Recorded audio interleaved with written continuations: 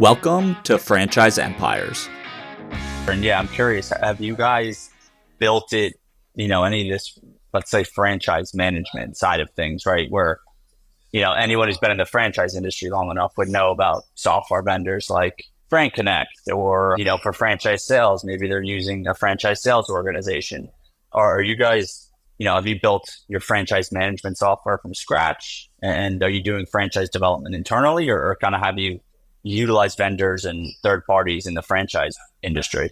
We use a mix of both. Certainly for some of the CRM management, we do utilize Frank Connect, but we also have like a data lake where we store all the internal KPIs of our business that we can share with our franchisees. We build a lot of internal software tools, I would say, that can help franchise operators make really good decisions about the business. Like what are the days that are being on and off? What are the efficiency of every session?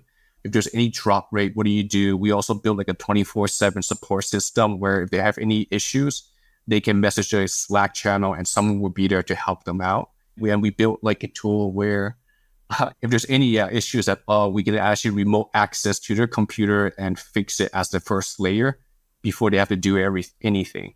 So yeah, we love building our own tools, but we also utilize what's available in the franchising space as well.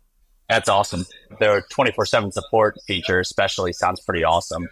And, when you think towards the future of the brand, I know it's still, somewhat early, and I feel like you've touched on a little bit of where this can go, but yeah, curious to hear what, if you guys have any 3, 5, 10-year plans of what the future of Sandbox VR can be like. For us is how do we continue to create the most immersive experience possible?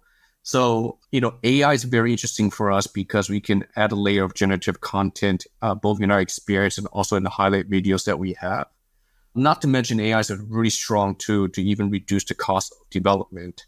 Another thing we're very excited about is computer vision, which is being able to track your full body without having to wear any markers using training data.